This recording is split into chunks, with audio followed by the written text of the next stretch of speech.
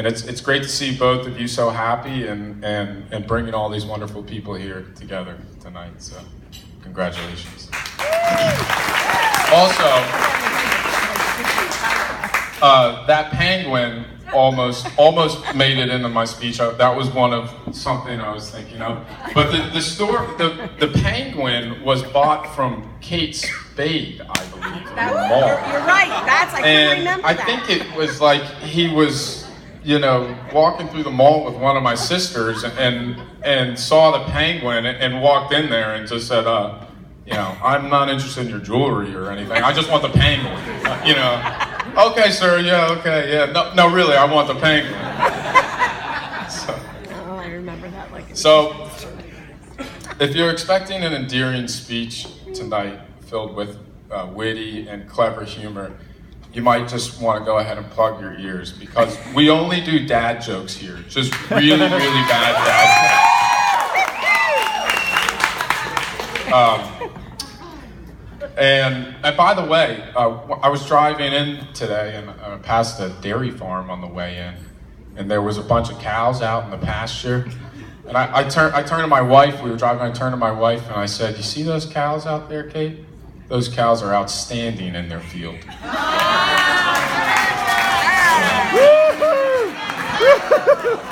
You see, I've gained exposure to the field of dad jokes, more specifically known as paternal humorousness, under the tutelage of a real great.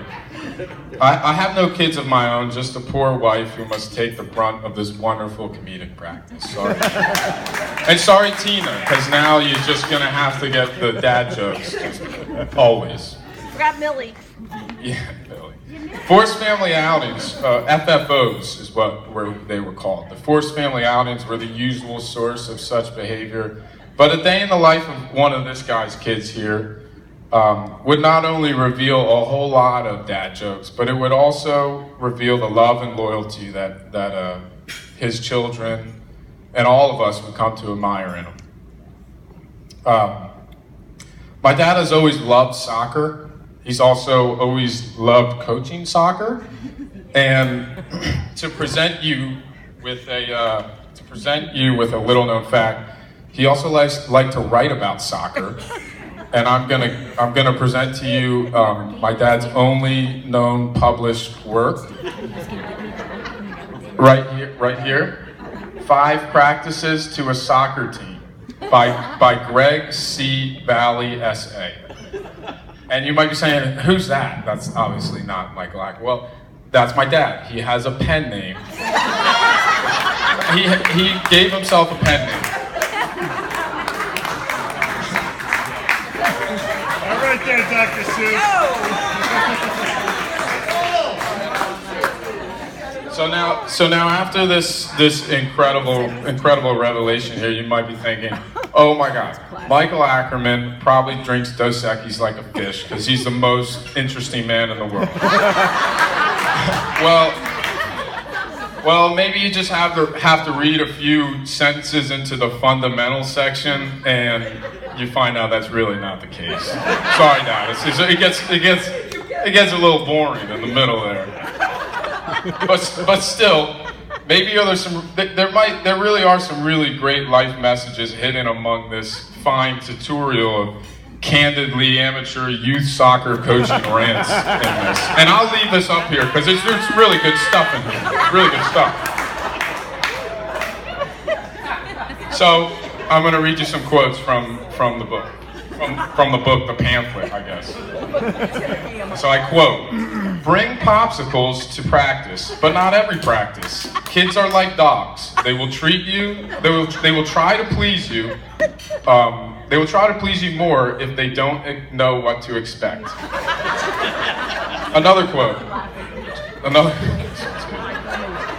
"Don't let parents bring oranges for halftime. There is no real nutritional advantage, and the kids will pay no attention to you at halftime if they are slurping down oranges." And you gotta, he wrote, like, this is a real pamphlet here. He wrote this. So what did we learn here? Popsicles are good, oranges are bad. And your kids should be taught to walk on 4 legs and bark on command. Sounds genius. Matt. So I'm not done, there's more. So my dad's thoughts on shouting, I quote, "Shouting is good, it's screaming that is bad." Surely this philosophy was a product of the Ackerman family, thanks to, I think you know Tina. They get pretty wild. So my dad's always been a believer in asking questions when you meet new people. He's always told me, be the one asking the questions, and you know, by you being so interested in the other person's story, maybe they'll be interested in yours, and it's a good way to meet friends. And I can still remember my dad telling Emily that before she went off to college. That was one of the things he was really trying to drive home to her, as far as making friends in college. I still remember that. So, and I think it's a good motto there. But there's a few questions that you suggest a youth coach to ask in your book here. You know, I'm gonna rattle off a few here. So I quote.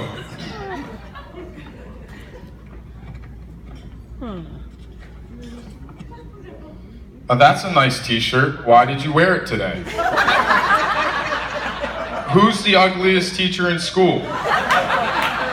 Did anyone throw up in school today? So I was wondering, when I was reading, I was wondering if Emily made any friends in college asking those questions.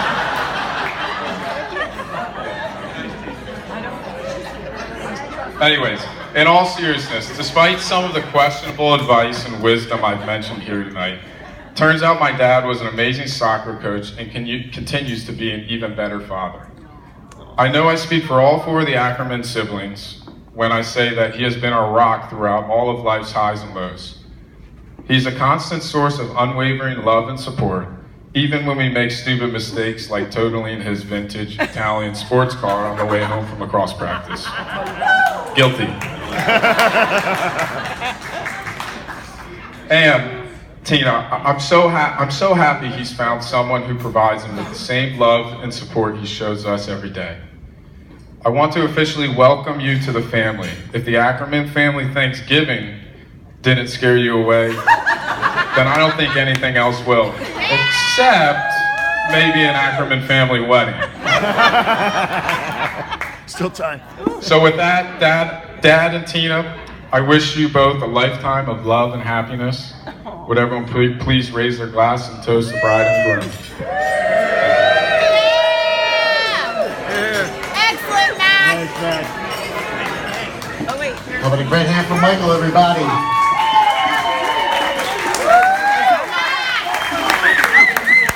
Well, we have a few minutes before your main course, so Tina and Michael would like you all to join them on the dance floor. Let's get the party going here.